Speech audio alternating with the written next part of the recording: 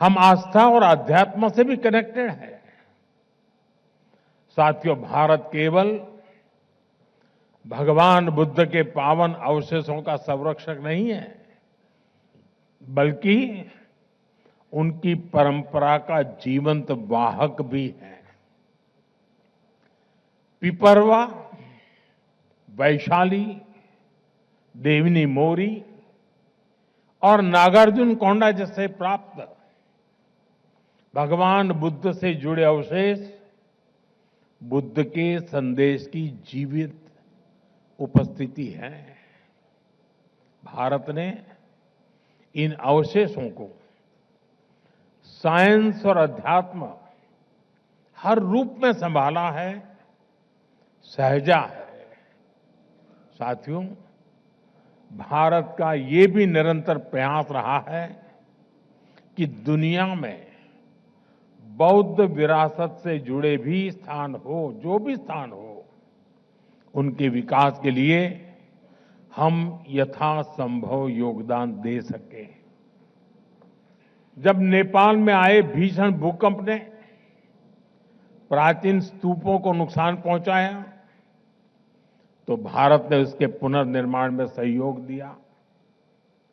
Myanmar के बागान में आए भूकंप के बाद हमने 11 से अधिक पगोड़ाओं का संरक्षण किया। ऐसे अनेक उदाहरण हैं। भारत में भी बौद्ध परंपरा से जुड़े स्थानों और अवशेषों की खोज और उनके संरक्षण का काम निरंतर चल रहा है। जैसा मैंने आपको पहले कहा, मेरा जन्मस्थान गुजरात का वडनगर बौद्ध परंपरा का एक बहुत बड़ा केंद्र रहा है।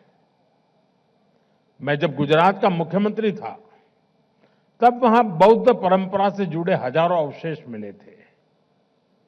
आज हमारी सरकार इनके संरक्षण पर भी बल दे रही है और आज की पीढ़ी को इनसे जोड़ भी रही है। वहां एक शानदार एक्सपीरियंशियल म्यूजियम भी बनाया गया है, जो करीब 2500 वर्ष के इतिहास का अनुभव देता है। अभी कुछ महीने पहले ही जम्मू कश्मीर के बारामूला में बौद्ध काल की प्रमुख बुद्धिस्ट साइट का पता चला है। अब इसके संरक्षण का काम तेज किया जा रहा है। साथियों, पिछले 10-11 वर्षों में भारत ने बौद्ध स्थलों को आधुनिकता से जोड़ने का भी प्रयास किया है। बोध गया में कन्वेंशन सेंटर और मेडिटेशन व एक्सपीरियंस सेंटर बनाया गया है। सारनाथ में धमेक स्तूप पर लाइट एंड साउंड शो और बुद्ध थीम पार्क का निर्माण किया गया है। श्रावस्ती, कपिलवस्तु और कुशीनगर में आधुनिक सुविधाओं का निर्माण किया गया है। तेलंगाना के नालगोंडा में एक डिजिटल एक्सपीरियंस सेंटर बनाया गया है। सांची, नागार्जुन सागर, अमरावती, इन सभी जगहों पर तीर्थयात्रियों के लिए नई सुविधाएं विकसित की गई हैं। आज देश में एक बौद्ध सर्किट बनाया जा रहा है, ताकि भारत के सभी बौद्ध तीर्थ स्थलों की आपस में बेहतर कनेक्टिविटी हो और दुनिया भर के तीर्थयात्रियों को आस्था और आध्यात्म का एक बेहतरीन अनुभव मिल सके। साथियों, हमारा प्रयास है कि बौद्ध विरासत सहज रूप से आने वाली पीढ़ियों तक पहुंचे। वैश्विक बौद्ध शिखर सम्मेलन, वैशाख और आषाढ़ पूर्णिमा जैसे अंतर्राष्ट्रीय आयोजन के पीछे यही सोच है। आप सभी जानते हैं कि भगवान बुद्ध के अभिधम, उनकी वाणी, उनकी शिक्षाएं मूल रूप से पाली भाषा में है। हमारा प्रयास है कि पाली भाषा सामान्य जन तक पहुंचे। इसके लिए पाली को क्लासिकल लैंग्वेज का दर्जा दिया गया है। इससे धम्म को, उसके मूल भाव को समझना और समझाना।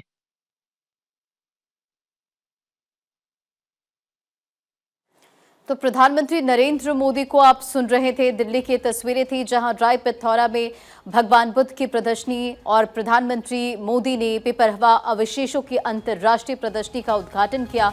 दुनिया में शांति, समृद्धि, सद्भाव का नया दौर आए, प्रधानमंत्री अपने संबोधन में कहते नजर आए।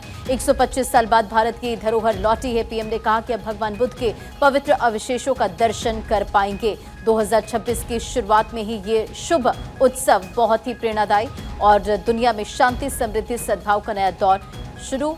इन तमाम बातों का जिक्र प्रधानमंत्री ने अपने संबोधन में किया है। तो दिल्ली के राय पिथौरा में भगवान बुद्ध की प्रदर्शनी, प्रधानमंत्री मोदी ने बेपरवाह अवशेषों की अंतर्राष्ट्रीय प्रदर्शनी का उद्घाटन किया। भगवान बुद्ध के पवित्र अवशेषों के दर्शन अब कर पाएंगे। अब भगवान बुद्ध के पवित्र अवशेषों के दर्शन कर पाएंगे। प्रधानमंत्री मोदी ने इन तमाम बातों का जिक्र अपने संबोधन में भी किया। दुनिया में शांति, समृद्धि, सद्भाव का नया दौर है।